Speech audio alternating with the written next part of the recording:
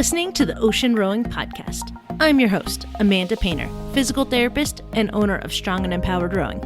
I help people continue their love of rowing without aches and pains. Along the way, I decided I wanted to row across the Atlantic Ocean. I'm finding it super hard to get in touch with previous ocean rowers and find the answers on how to make this possible. So this podcast is to share my story and what I learn as I get ready for and ultimately cross the Atlantic Ocean. Hear from experts in different areas and from others who have completed ocean rows.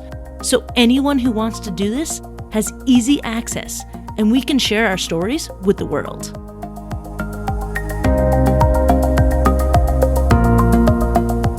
When my friend said to me, I need to understand why you have to do this, Michelle, let me read the book. So I gave it to her. Well, she threw it back at me. She said, I just felt nothing but pity for her. Everything went wrong. I said, yeah, but she triumphed. Every time she got knocked down, she got back up. And as I'm reading, I'm like, yeah, you go, girl. And I thought, I want that. So there's no other way I couldn't imagine rather than just do it. Yeah. And I'm not a rower. I'd never rowed. We launched my boat in July 2017, and that is the first time I've ever put an oar in water. All right, you just heard a snippet of Michelle Lee, who is our guest for this episode 19, which I'm really excited to share with you. So Michelle talks a lot about her boat because, as you know, I want to build my own boat, and she built her own boat. So we talk a lot about the boat, as well as some other tips that she had, some things that went wrong and how she fixed them while she was crossing the Atlantic. She did the Talisker Whiskey Atlantic Challenge in 2018 and crossed solo on her own boat, which is fantastic. And yeah, it was an amazing interview. I really hope you guys enjoy, and lots of snippets for that. Some food advice, some advice about moving things around on the boat. And yeah, she gives things that I haven't heard from other people, which is fantastic. So I hope that you enjoy this episode.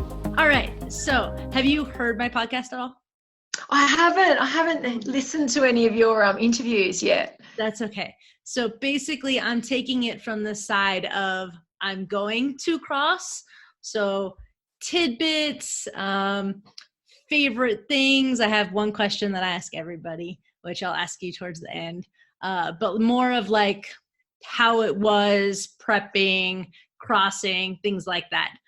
That's kind of the view that I'm taking it from. So anybody who wants to cross, they have a resource to be able to chat and hear what people have to say and know, hey, this person had some good insight. Let me reach out to them, that kind of thing. So that's great idea.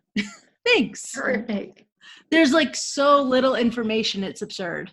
You're right. And, you know, there's half a dozen books, maybe 8 books out there that ocean rowers have written. And to be honest, when I was doing it, I was lucky enough to know the only other Aussie that had rowed an ocean. So I picked his brain, you know, but that's your initial thought process. It's, man, I just got to talk to somebody who's done this.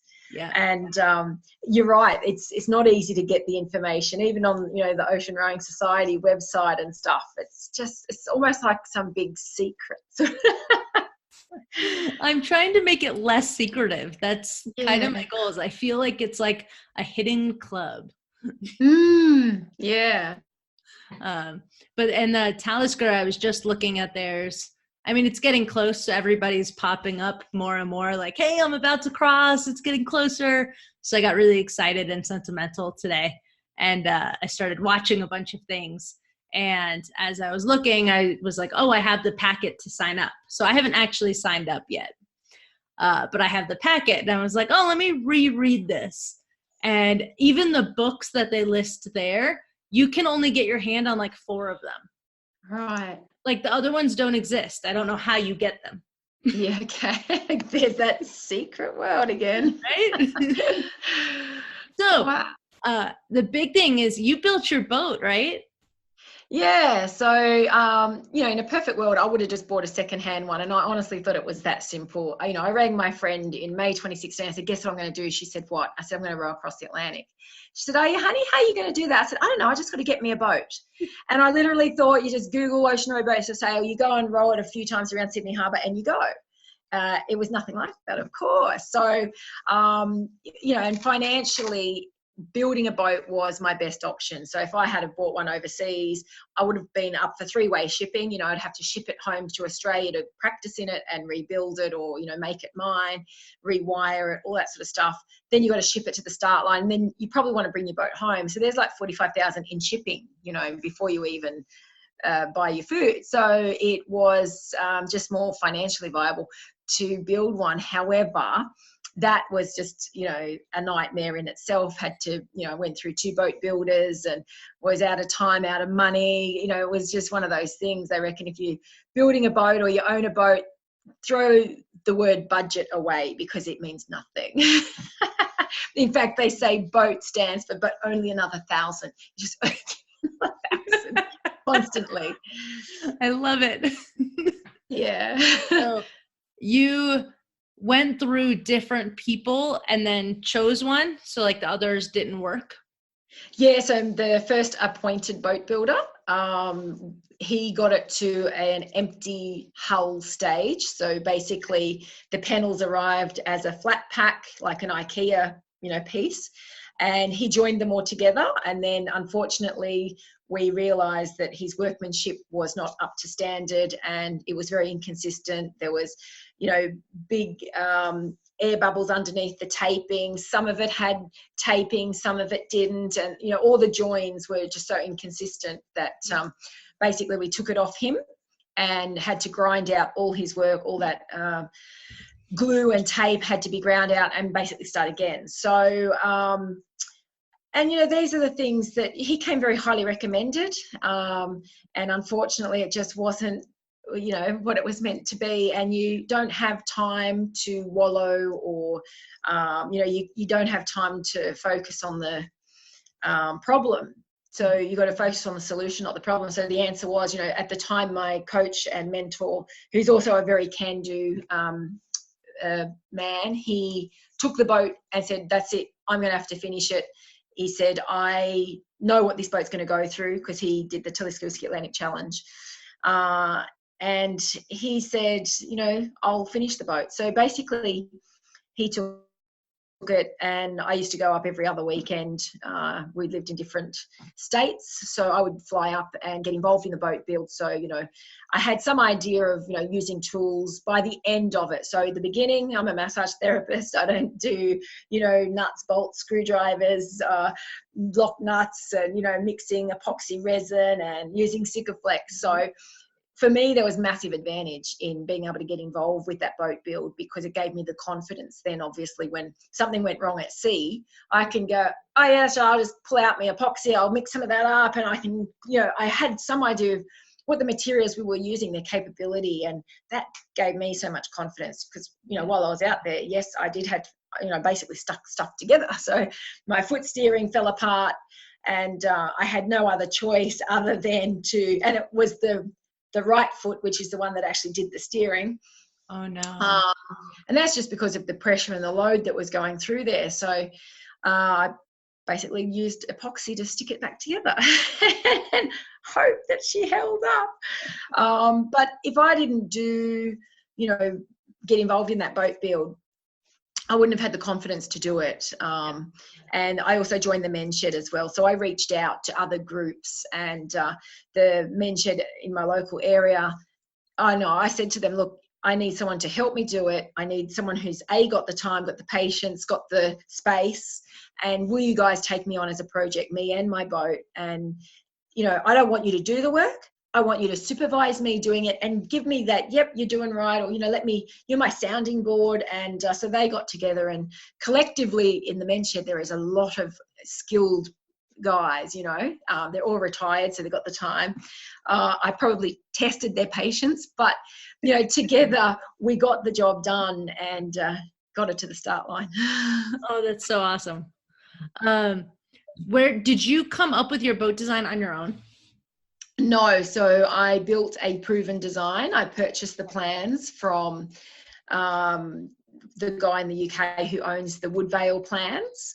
Okay. So it was designed by Phil Morrison. But I purchased the plans off someone who actually bought the design from Phil. And then I had those plans, I gave them to the carbon fibre suppliers, and they CNC routed and cut all the panels, which, like I said, then they, it looked like a IKEA flat pack. Yeah. And then you basically stick it all together. So, that's the shortened version of what was, 4 or 5 months of actual hell, to be honest. It only took you 5 months to build it? Yeah, about 5 months, which it shouldn't have taken that long. It should not have. Really? But, Andrew, who was building it, he worked full time as well. Plus he had kids. So it all got shuffled in, around lives and people taking time out of their personal life to get it done, sort of thing. Yeah. So it was like one of those projects. Yeah. So I talked to Phil. So I want to build my own boat.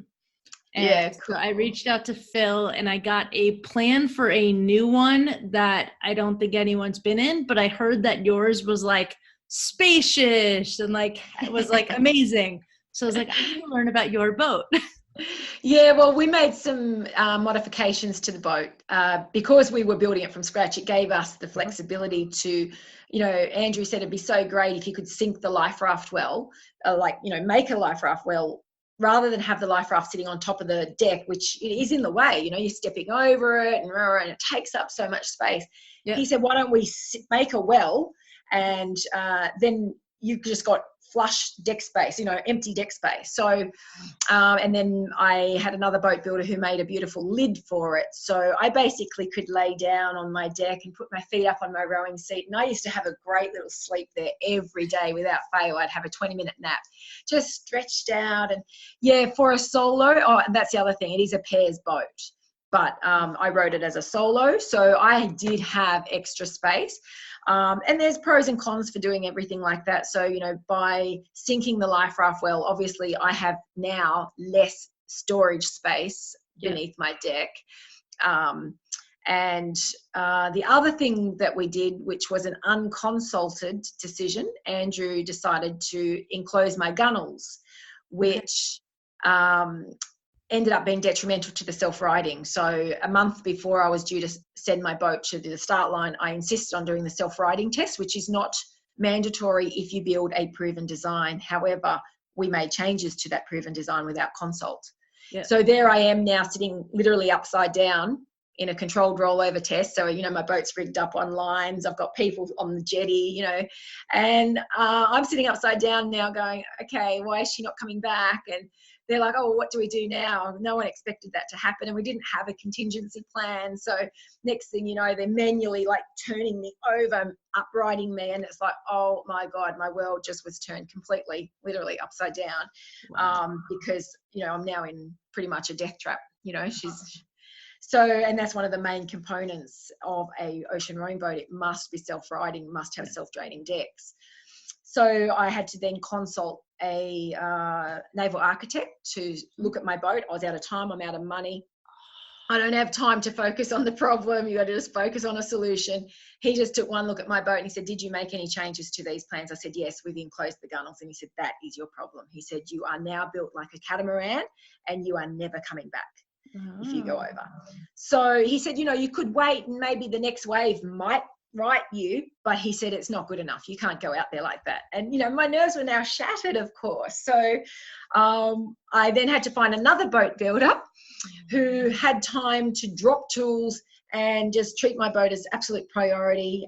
So we gutted their gunnels, of course, redressed them, and then I needed to retest because my nerves were shattered. So then we rigged it up again. I had to hire a barge. It was major. That was a good $15,000 added onto an overpriced boat build in the beginning. So she cost me way more than she should have. And I'm talking in the vicinity of $40,000 more than what it should have even cost. Wow. Probably even more than that, to be honest. But, you're on such a mission and you're so focused on getting to the start line that you'll make it happen. You just will somehow. You become very resourceful. And, I've come back with debt, but whatever. At the moment, I don't really care so much about money. So just, That's kind of how I live my life right now as well. I'm just like living, I'm just surviving, You had a good experience. Yeah, you couldn't take it back. What you learn through the process about yourself and about being resilient, and resilience, you're not born with it. You've got to build it and strengthen it. And to me, all the hardships and the challenges that I endured getting to the start line, they were part of the process. I look at it now and go, well, you know what, that had to happen in order to give me that real that mongrel when I was out there, and you sort of reflect on all those things that you've had to get through to get there, and you're never going to give up. When you get to that start line, I tell you what, you've worked so hard and you've really earned your spot there. Or that's how I felt. And it was, in the tough moments at sea, I would think of all that, and I'd think of all the people that helped me on the way and gave up their time to get me to the start line, whether it was gifting kind, whether it was their time, their expertise, cash donations, whatever. And I'd think of those people. And to me, finishing this thing now is the smallest token of appreciation that I could give back to. And all their names were, on my gunnel, so that I could just sit there and look at them every day and reflect and thank and be grateful. So it's part of the process. The hardship is definitely part of the process. Yeah, that's a great way of looking at it. That's it's the only way. Because there were days when, and there were plenty of moments you think you're never even going to get there, or you wonder. There's so many times I just basically leaned against the wall and slid down the wall and just head in hands crying. My flatmates witnessed all this, and you just don't know how you're going to come around that corner, or you got to find a way to navigate over, under, around that new obstacle, which just seemed to be so consistent and persistent for the 2 years in the lead up to getting there. But yeah, like I said, it just wouldn't be the same if someone handed it to you on a platter and said, there you go and row. No, I agree. I feel like building it gives you, like you mentioned, the confidence to be able to fix something if something happens, and you hear all the stories about something going wrong. So like, you build it and you're like, okay, I have an idea of what I need to do. If I fix this, it fixes that, etc. So I'm really excited to build it. And everyone's awesome. Like, really? I'm like, yeah, like I'm ready to build that 3 years in advance and let it sit in the garage. Like, that's it. Yeah, you get your overalls on and you get down there, girl, and get in. And just knowing every part of that boat intimately, like there's major, confidence boosting right there, just knowing what's beneath every single panel, where every bulkhead starts and finishes, and knowing that you've sealed those, that they are sealed properly. I put a torch in against every bulkhead. We went in there and sat under my, I put a cover over my boat, and in darkness, my neighbour and I sat on my boat with a torch, shining it in. I was looking on the other side to see if any light came through, because, guaranteed if any light came through, water was going to come through. Yeah. So, and then I'm like, right, pass me the Sikaflex gun, and right. So, and then as it turned out, all those gunnels had to be open, and it didn't matter anyway. So, but it was still a really great learning process for me, and making me get involved, So you had extra space on the top because it was a 2-person boat? Yeah. So, and so it was a 2-person boat to start with. Plus we increased the length by 600 mil. Plus we also sunk the life raft well. We built a life raft well. So the life raft now, instead of sitting on top of the deck, she was recessed in the deck. So it takes up a lot of space. It does, yeah. They're big, they're huge. And, the race rules and regulations stipulate that you must have a 4-man life raft. Even as a solo, you need that 4-man life raft. So, yeah, it's all space. It's weight. They're 50 kilos, Yeah. Yeah, that's a lot. Yeah. So how much did your boat weigh? When it was an empty hull, she was less than 200 kilos. So, carbon fiber, the latest materials, they're light. Traditionally, my boat was actually a wood boat. So it's the Woodvale boat, which back in, I think, 96, they built 30 identical boats using this design, and they were all ply. So that's double my weight as a carbon fiber boat. So yeah, we took advantage of, using the latest materials, which obviously takes the dollar figure way up. Could have done it for a fraction of the cost in wood. And fully loaded, she would have been closer to the 750, 800 kilo mark. Okay. And that gets there pretty easy. You think there's 3 batteries on board, they're 35 kilos each. You got your life raft is 50 kilos. Look at all your fittings and fixtures. Water maker, she's 30 kilos. Then you've got food. I had about 50 kilos of tin food. So you have to have 20% of emergency rations. Okay. And when they say emergency, that means you don't need any water to make them and you don't have to heat them.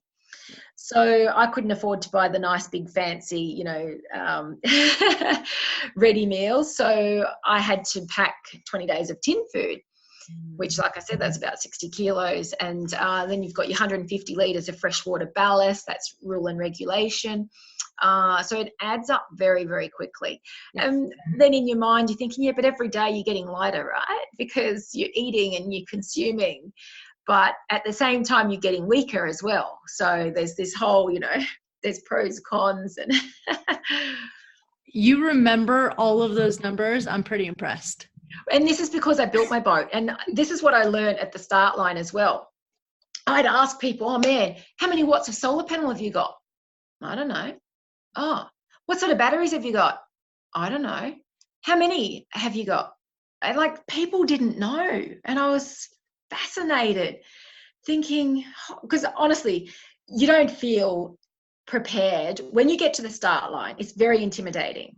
And I know that I ticked every single box to get there, right? You've got you'll print off your rule book, which is how you're going to build your boat, because it stipulates everything from grab lines on the outside have to be 300 mil above the water line to where everything is placed, your deck knives. These are the superficial stuff, but then, the serious stuff. So you'll walk around with this book, you'll eat, sleep and breathe it, you know it off by heart. This is why I know it, because we built my boat. Whereas had I bought a boat completed, I probably wouldn't have known half that detail anyway.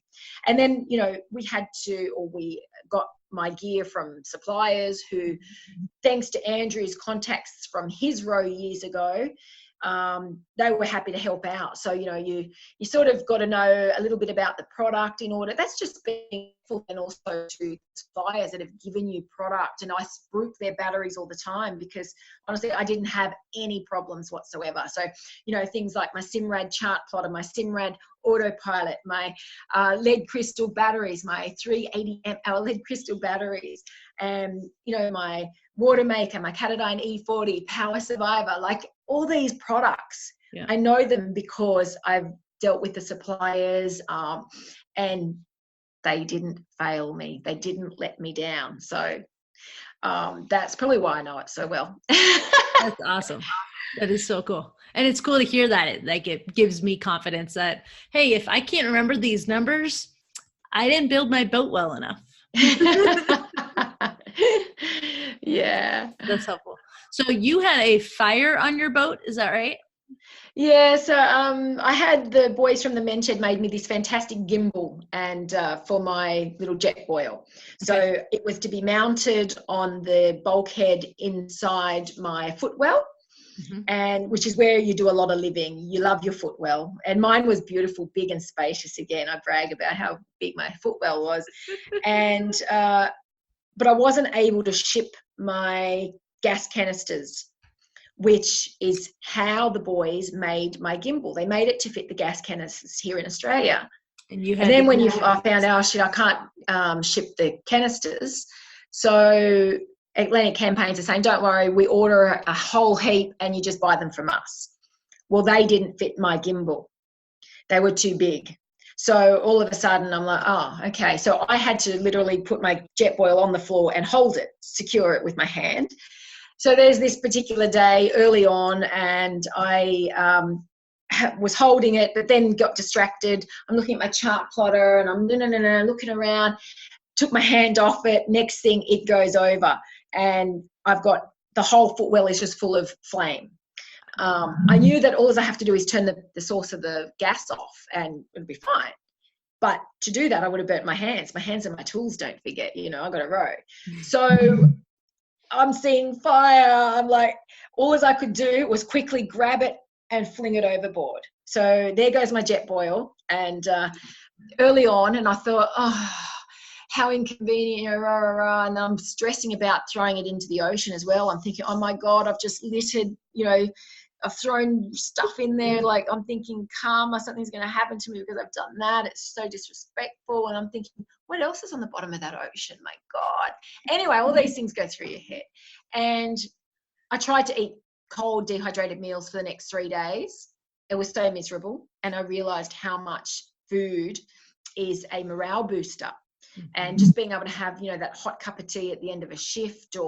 So I then decided that I need to go and fish my spare out. Now, you'll realize that you've got redundancy for almost everything on board. Mm-hmm. And every time I had to, create the redundancy, which, cost dollars, of course, I was like, why do I need a spare jet boil? I'm going to look after this. It's not even going to break. Now I'm going, oh, now I understand redundancy. It became clearer and clearer every time. So, but I had packed it in a bucket, sealed, right up the front in the bow, which was my bow of my boat was my tool room, my garage. And so I literally had to completely unpack it. I had my deck full of everything just to get in there, get this out. But it was so worth it in the end because, like I said, it was a massive morale boost for me to have a hot meal at the end of a shift or, my hot custard and all that sort of stuff. Yeah. That's crazy. And these are the little unexpected things that can happen out there. And, they take a lot of time. To do that took a lot of time to empty that cabin and, get this. It's time off the oars. What else? Did you have anything else go wrong that you had to fix besides the so yeah, my steering line, my foot steering, but also my steering line for my autopilot was you're adapting stuff to fit an ocean rowing boat. They don't build stuff for ocean rowing boats. So every piece of equipment you buy, it's usually for a powerboat or a yacht. So you almost re-engineering, how it's going to operate. So we designed this little track on my boat to hold the arm of the foot steering, the autopilot. And one of the nuts was coming out of it. So it was loose. It was vibrating violently. And I'm like, oh my God. And you've got to address every noise that you hear. You just got to get straight on it. So I'm listening to it. I'm watching the arm vibrate. I'm like, what's going on there? So I disengaged it. And then I realized that one of the, lock nuts was loose. But the only way that I could get to it was to completely remove it. So I thought, oh, no problem, that's fine. So I went to slide it off and there was not enough slack in my line because just before I left, I got a rigger to rig up my steering lines and make them beautiful. And he spliced these beautiful stainless steel little thimbles in there, which meant I can't pull the line out through my little fittings and fixtures on the external part of the boat that they run through. So I had to actually go and disengage it from the actual rudder. So I had to climb through, wait for the seas to settle enough to be able to exit the hatch at the roof of your boat. Otherwise, you're going to cop a massive wave and drench your cabin. And I had to, disconnect the shackle so that there was enough slack. And, it was just one of those things that at the realization of what it was, I knew I had to act quick. Had to wait for the conditions to allow me. And then I had to have everything on the ready. I had my toolkit there with the right spanner, the right screwdriver, and just as soon as I could run. And you go through it in your head. You're visualizing, okay, I want to get from there, get there, and, just so that you can be as efficient as possible. So there was that. Then my water maker was sucking air very early on in the journey, which, as it turned out, it was me just being paranoid and oversensitive. So because the pickup line is so long from where it picks up and then it goes through your actual water maker machine, I just didn't run it long enough. You know what I mean? So here I am now. I had all my manuals out. I'm reading manuals and, you know, I'm priming the line and I've got a bucket where I keep priming it. And I'm like, you can't do this for the whole crossing. You just can't. It was so time consuming. And then I was being paranoid about, you know, here I am priming the line and I've got sunscreen on my hands, the oil that's going to go through my water maker, and is it going to wreck the membrane and all this sort of stuff. You're like, shit. So anyway, as it turned out, it was just me being paranoid. And, you know, these are things you've got to deal with as well, is your mental capacity it's on high alert. You know, I was anxious, and really my water maker, she was a gem. She didn't miss a beat after that. After, you know, finally I just thought, you got to be brave. Just run it. Just be brave. Just do it. And she was good as gold. It was all me. So you realized it by just running it. So once you ran it, it worked, and you're like, oh, that was me. Yeah, well, I spent a few times, probably the next half dozen times, priming the line every single time. Okay. And then I thought to myself, you can't keep doing this, Michelle. Just give it a go, okay? So I did, and then never had to do it again. I never had to prime the line before I used it again. She was just good to go. So, yeah.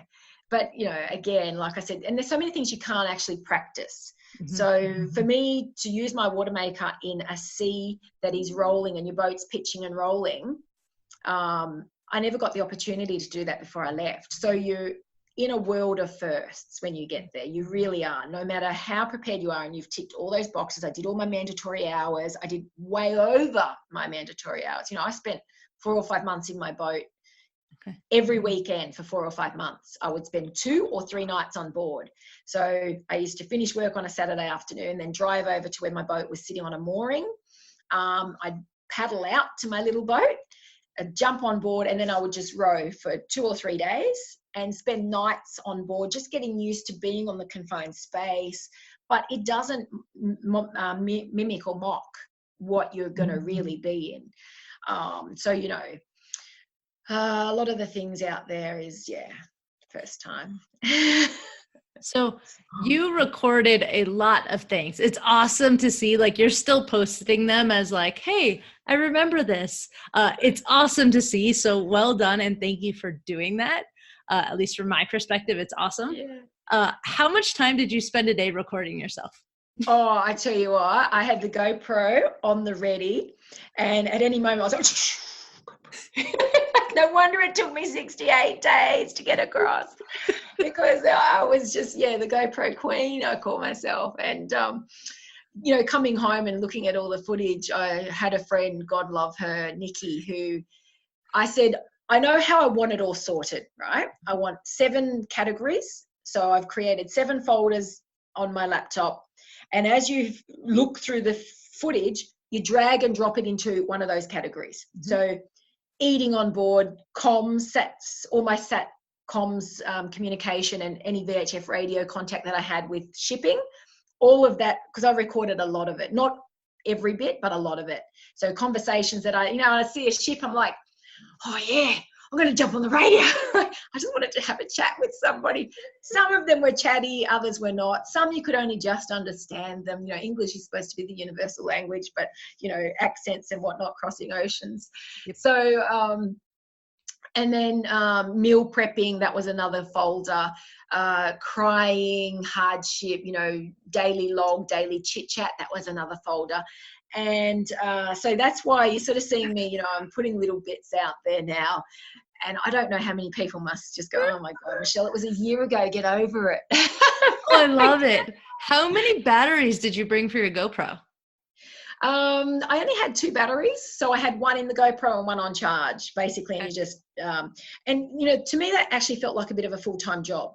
Making sure that everything was charged. So I had an iPod, I had a tablet, a Samsung tablet. Then you've got to make sure that your sat phone batteries are charged all the time. And you've also got to make sure, well, what else was there for charging? That was about it. But it just felt like a full-time job, you know, because at the end of the day, when you're absolutely shattered, and now you got to like go through this thing about, you know, putting batteries. And I was paranoid too about my connections with salt water and, you know, the salt air, and I was worried about them corroding and stuff. So I had a lunchbox with all my recharging cords, and in that lunchbox I also had one of those sachets, you know, that absorb moisture, and to ensure the integrity of them remained throughout the crossing, because that's another thing that I'd heard a lot of. You know, I used to research a lot of what goes wrong and then try to eliminate that. So I treated them like gold, you know, and so I only had 2 batteries for my GoPro and never had a problem. That was adequate, as long as you remembered to plug it in, that's all, you know. I'm just picturing you going through it. When I think of my GoPro, like I record on my workouts, so it handles maybe like 3 or 4 of my workouts, and then I need a new one. And I'm like, man, that's like one of your conversations on the phone. Like, all right, you're just constantly changing your battery. Yeah, it sort of did feel like that. And I had a GoPro Hero 5, which doesn't have voice activation or anything, so it didn't chew through the power like some of them can. My GoPro Hero 7, which is what I plan to use, I lost that on day 4. Day 4, it went overboard. So good thing you had 2. Yeah, so then I had to pull out the Hero 5, which I hadn't really played with, so I didn't really know the functions and features on it, and it didn't have a view screen, so you couldn't see what you were videoing.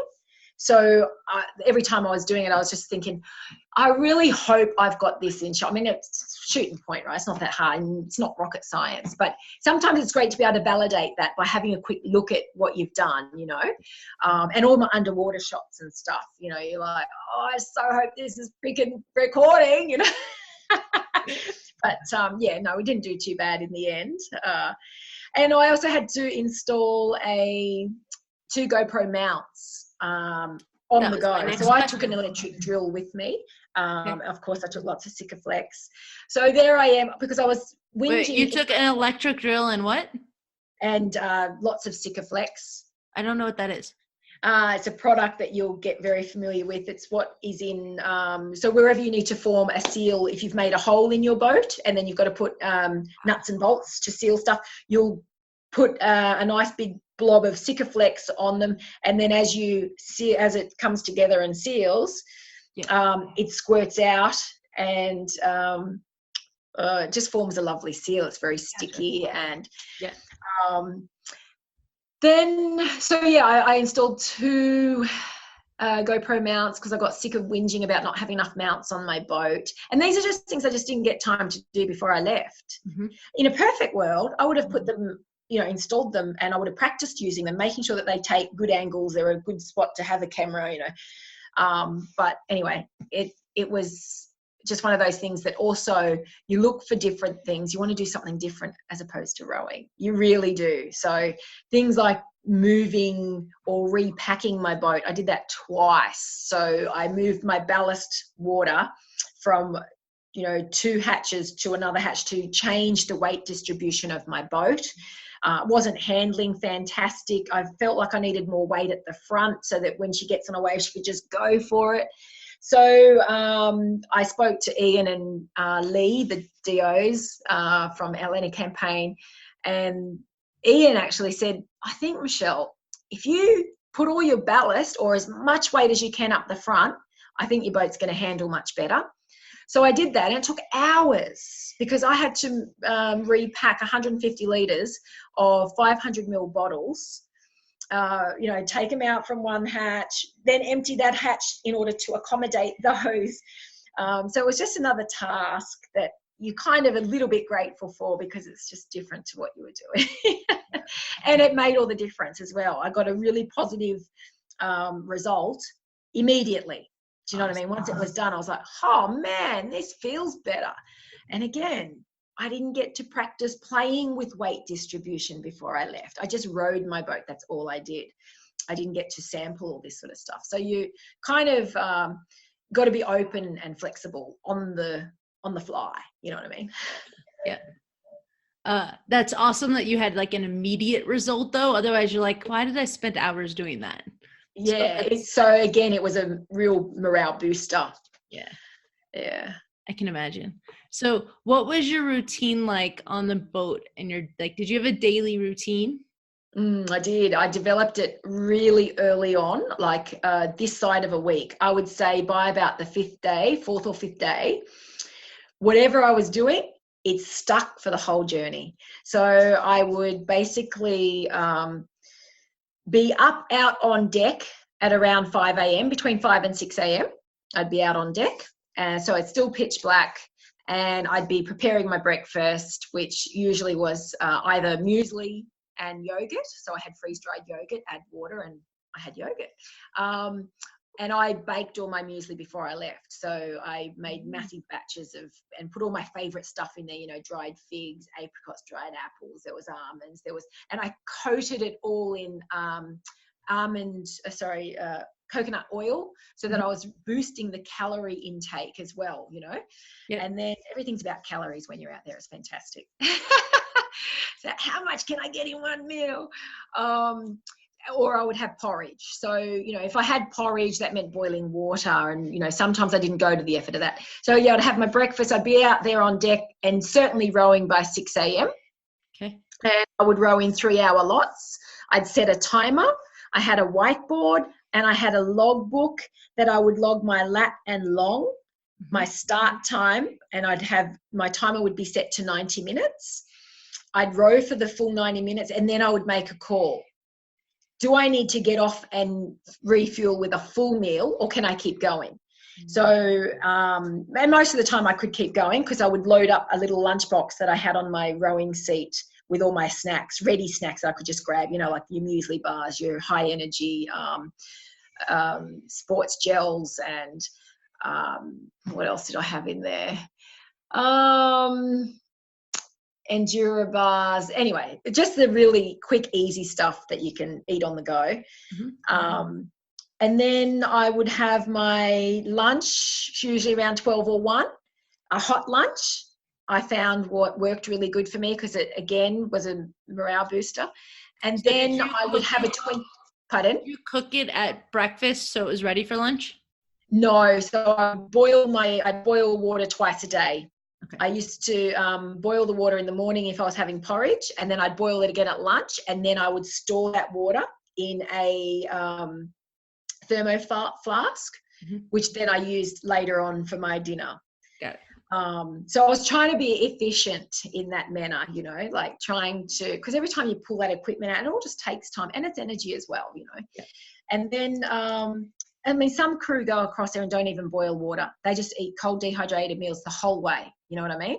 And they're on a mission. They're out to break records with time and, so, but to me, I just found it too miserable. Where's your priorities? I guess you got to sort of look at that. And then at 6 p.m., I would have my freshwater wash every single day without fail. So on most boats, crew go across and they only use wet wipes, baby wipes. They don't have any freshwater washes where every single day. And I didn't get the salt sores and stuff that they suffered either, which I put down to this routine. And I would fill a 750 ml bottle with water.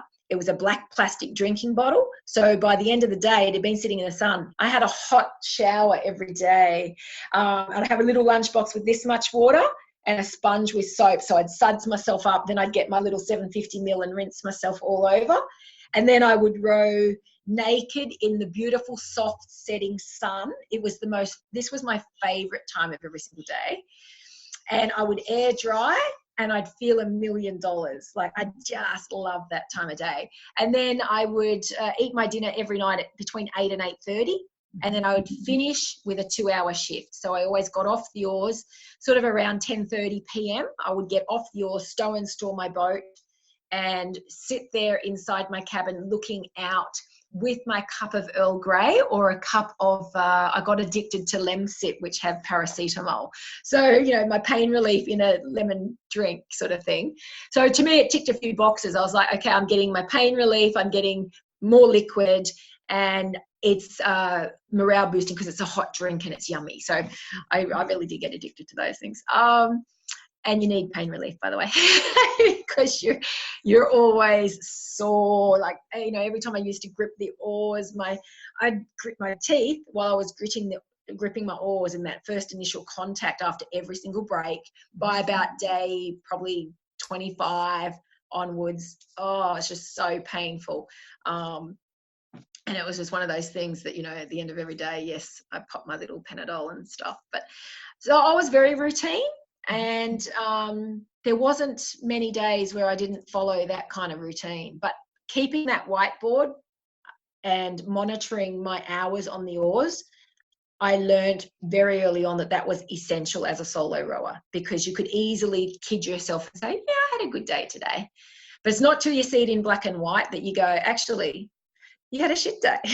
Come on, you're kidding yourself. So for me, it was really important to monitor that and, make deals with myself. Come on, if you put in a really solid 3 hours without stuffing around, you can go to the sweet pantry. I had a sweet pantry out on deck that had jars of Nutella, jars of peanut butter, whole fruit cakes, whole packets of, my favorite biscuits. So I would allow myself to go to that pantry if I put in a fair income effort. It was like my own little reward system and, motivator. Nice. That's awesome. What was your favorite food?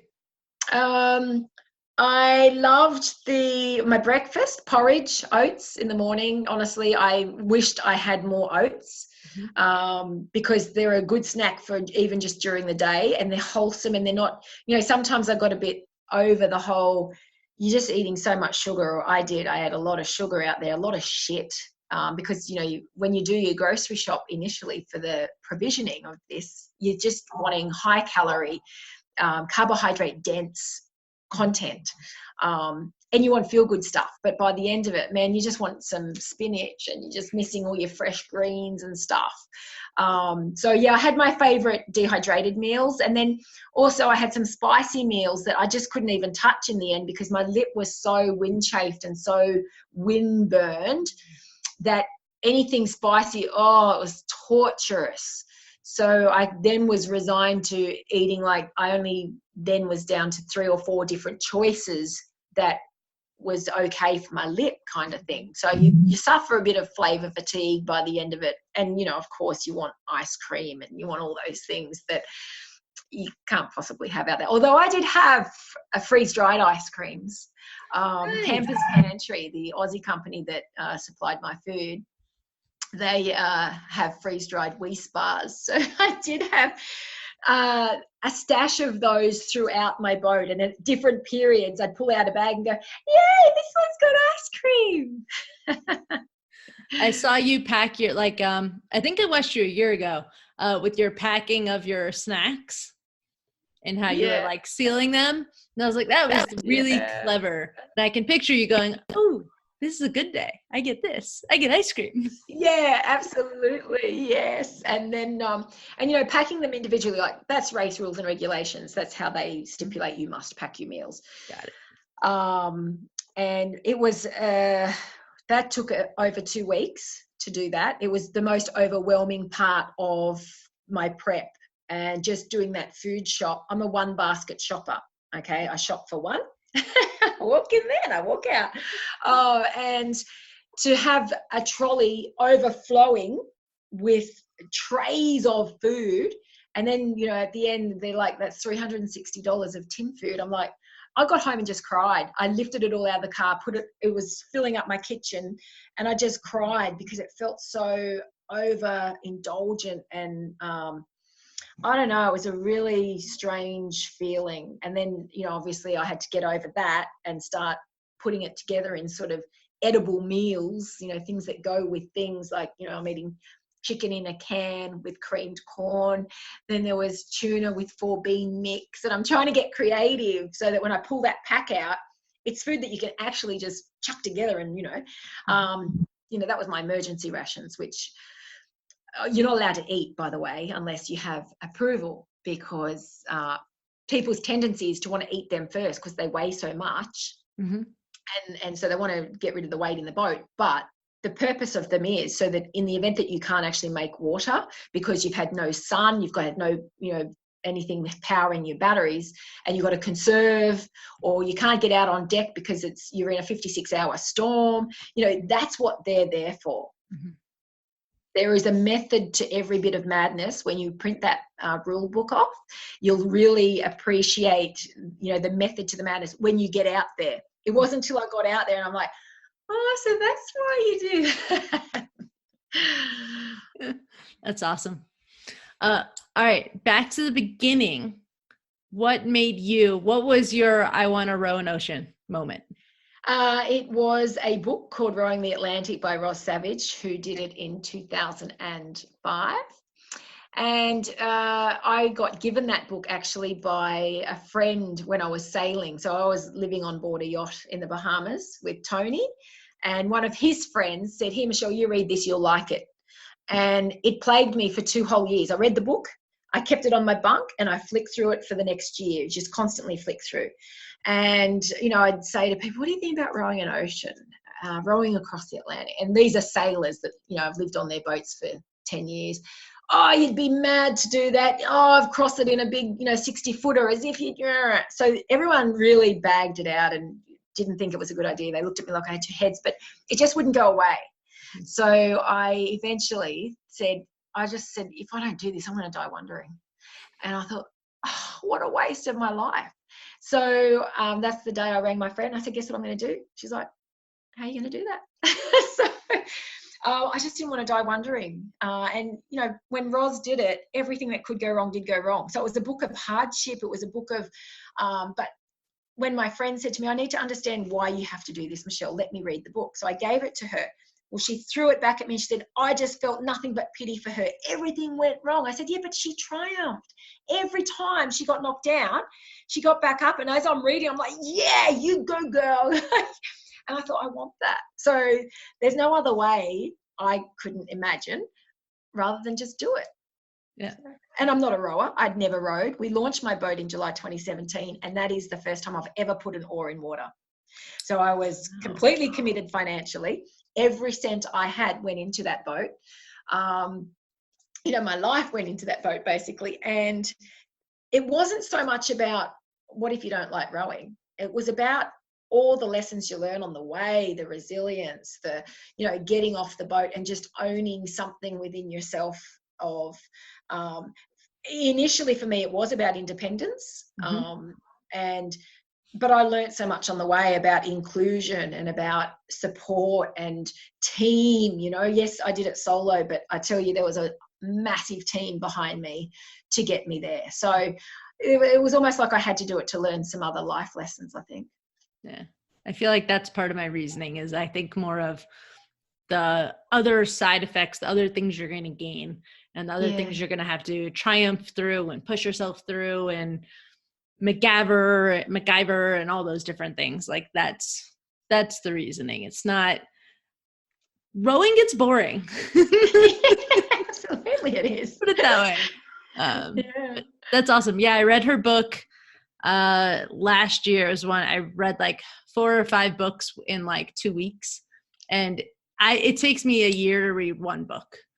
Yeah. So that was like one of them. And I'm like, I'm in. And I loved like seeing, it was hers and one other where I loved seeing the things that did go wrong. It was like, oh, like you can do that and you can fix it. Just like you mentioned, like you triumphed through it, and it's different personalities, just seeing that differently. And that's why we want to do this.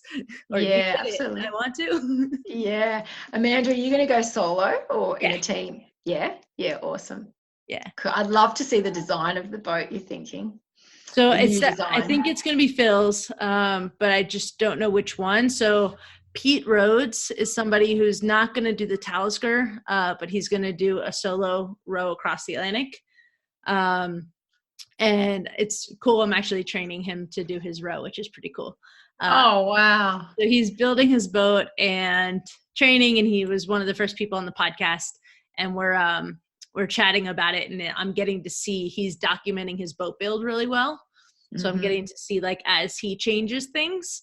So it's like I think it's a new plan from Phil. So it hasn't actually done a crossing yet. Yeah. So I'm waiting, and Pete can listen. I'm waiting until Pete crosses successfully to build his boat.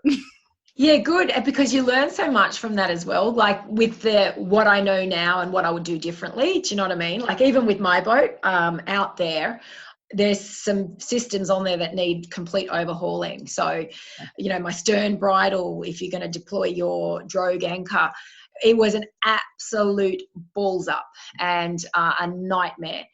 And, you know, so there's all these little things that you want to refine and tweak if you're going to do another crossing. So with me, I've got a list which I've just compiled. I'm taking it to my gorgeous little boat builder, and together we will make these changes. We're going to clean up my steering lines. We're going to fix my rudder. My rudder housing was compromised during my row, which caused nothing but stress to me mentally, you know. And it held up fine, but it was compromised. One of the fittings was loose, and so we need to just beef up some stuff that's already on there. We're going to put a nice big backing plate through the transom and put bigger fixtures on the external and stuff like that. And I'll have a nicer time. Do you know what I mean? Like I feel compelled to row another ocean because I don't feel like I did that one well. I feel like I could do it a lot better with what I know now. So because I was in my world of firsts, and yes, I ticked all the boxes and complied with the rules and the regulations, but I didn't have the experience. So I just think, knowing what I know, let's refine and tweak the boat and go and give it another shot and have a very different time out there, you know. But the other thing is, we were blessed with great weather. Mm-hmm. So if you compare the weather pattern from the previous year before me, every boat capsized. Yeah. They broke a lot of records and created new records because of the sea state. They had big seas, big following winds. And then you look at our crew, you know, from the longest someone was out there was 78 days. And in that time, nobody capsized. Mm-hmm. And we were getting hit with northerlies and southerlies more than anything. So we didn't get those typical big easterlies that you should have, the following winds and seas. So we were constantly getting pushed up and pushed down, and we just want to go west, man. You know, I just want to go west. So, you know, it teaches you patience. It teaches you, which I suffered a lot of, a case of the impatience, I say. But again, my mental capacity, I know where I'm weak. I know where I was lacking now, so I can work on that. I can employ a, you know, sports coach and say, this is what I suffered with. How can we fix that? Give me the tools to use when I am out there so that that no longer is my problem. And it largely for me was a case of the impatience. So I need to get happy to be in the now, to be accepting of this is my lot for the next year. If I do the Pacific. Is that what you're going to do? It's beckoning. It's really, and I know what happens in my head. You know, if something beckons long enough, you've got to go and answer it, or you die wondering. So where do you want to go from California to Australia. So I'd love to row into Australian shores. So the best time of year to do that is around June. Do I make next June or the following? And again, that comes down to dollars. You know, I'm looking at a $140,000 budget. So I've done my budget. It looks like it'll cost me about $140,000. And yeah, so again, it's the whole sponsorship trail and, you know, trying to attract sponsors as well, and fix all those things, and also electrically. Are you electrically minded? Not really. No, neither am I. And so I need to fix that up. So I need to bulletproof the boat, bulletproof me, which means I've got to do at least an intro to marine electronics, you know, or in a perfect world, I'll just get a marine electrician and say, you come and sit on my boat with me and you teach me everything I need to know about what I've got on board. I don't need to know about other stuff. Like, don't go and fill my head with stuff I don't need to know. Let's just make it super specific. So that's probably what I will do. I will get a marine electrician to sit next to me and let's go through all these scenarios. Okay, I can't get power to the water maker. What am I going to do? Okay, well, you get out your multimeter and you put one probe there. And, you know, so get really good and competent at problem solving these kind of things, because that's the two biggest things that ocean rowers have problems with is the autopilot and the water maker. Yeah. So know how to pull your water maker apart, which I've spent hours in the water maker shed with the suppliers, and we've practiced it. We've pulled it apart, we've put it together, pulled it apart. So I'll go and do even more of that, you know what I mean? Changing valves, going through the problem shooting scenarios. Okay, you're sucking air. Okay, well, we know what to do with that. If you're not getting water out of the outlet, where do you go from there? You know, all these little things. You've just got to, in a perfect world, just know how to handle it, so that when you're out there in a stressful situation, it would be great if it was just second nature. Yeah. That's awesome. I wish you the best of luck. That'll be fantastic. And I'm so excited to watch you prepare for that and cross, because you're so good at documenting. Thank you. So is that what, so you met with, who's the person that just crossed the Pacific? Jacob Adderham. So that was probably a good talk. It was brilliant. And look, the whole being in the now, I mean, I would say he's mastered that. You know, it took him 336 days from start to finish. And he sort of said the same things I said, you know, knowing what you know now, you do things a little bit differently, of course. But look, he got there, man. And I walked away from meeting him going, it is possible. Sometimes that's all I need to know, that it is possible. And I admit, you know, largely naivety was my best friend when I took on the Talisker Whiskey Atlantic Challenge, because if I had have known what was ahead of me for the next 2 years to get to the start line, fear would have probably stopped me. I would have just gone, oh, no, I can't do that. But shit, I was so committed, you know, that you just got to find a way. And also I was so driven with this I can't die wondering thing. You know, that was my big motivator. That was my big drive and fuel. So you got to just have that really strong why and speak to, because you're going to get a lot of advice from so many people. And like I said, getting to the start line was very intimidating. I looked at the pile of cushions that people were taking for their bottom, right? They had piles of choices. I could use this one, I could use that one. And I'm like, I've got one. Oh, wow. Full stop. And I thought, this is what I rode on in my training. It served me very well. It's what I did it's what I used for my 1,000,000 meter when I did the world record on the Concept 2. Congratulations on that, by the way. Thank you. And so when you get there, you're sort of looking at what other people have got. And then someone looked at my rudder and said, you don't have any bungee on that. He said, I wouldn't go out there without bungee. And I'm like, bungee? What do I need bungee for? What's going to happen if I don't have bungee on my rudder?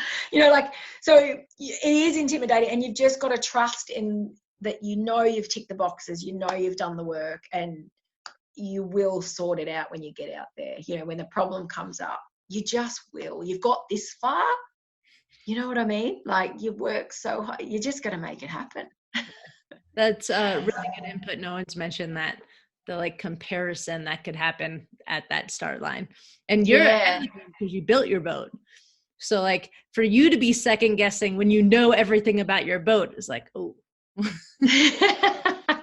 Well, I guess, there's a bit of a tip there in just knowing that you've done the work, and you would have built your boat, so you will know it as intimately as I did, and you'll be familiar with just being able to pull out your epoxy resin and mix it up and be confident knowing that, you know, how this product works, man. It's so good. Like, but yeah, having firsthand knowledge is better than just reading the instructions, you know? Yeah. That's awesome. I don't want to take up too much of your time. Is there anything else that you would like to share that you haven't shared? Just enjoy every bit of it. Enjoy the highs and the lows, and, you know, you'll get a day, if you're lucky, where it is just completely flat as a tack, not a breath of wind, not a ripple on the water, and you just sit there and you just go, oh my God, you know, and the silence is deafening. But to experience it, and then when you come home to first world problems and all the demands of life and answering emails, getting back to people and running a business and rah, rah, you just look back on those days and think, how good was that? So yeah, enjoy the moments. Thank you. I appreciate it. Thank you. Thanks for having me. Thank you so much for coming on. It's been awesome talking with you. And would it be okay if I contact you when I know more about my boat? Because I'm guessing we're going to have some similarities and between the different boat types, and I'd love to hear what you think needs to be changed for your boat, and how it might fit with the boat that I do. Yeah, absolutely. Be in touch and feel free to flick stuff across, you know. If I can help in any way, I'd love to. Thank you. Please let me know if there's anything I can do for you ever. you're giving time to me, I will gladly give time or whatever I can give to you. So awesome. Thanks, Amanda. Appreciate everything. And good luck with your Australian Geographic nomination. Good luck. Oh, yeah. Thank you. Wish you the Yeah. best. Yeah. And we will chat soon. Awesome. Thanks, sweetheart. Have a great day. You too. Bye. See ya. So I really hope that you enjoyed that episode. I have been looking forward to interviewing Michelle for months, and this interview did not disappoint at all. So I am so honored that she took the time to chat with me, along with everybody else that takes the time to chat with me. If you have any recommendations on who you would like to hear in the Ocean Rowing Podcast, or if you have any questions you would like answered, or you want to come on and share, just please reach out to me, mail@oceanrowingpodcast.com. On the website, Ocean Rowing Podcast, there's a little link. You can just email me. And please hit that subscribe button or leave a review. And I hope that you guys enjoy. The next one's going to be another short update episode. And happy holidays.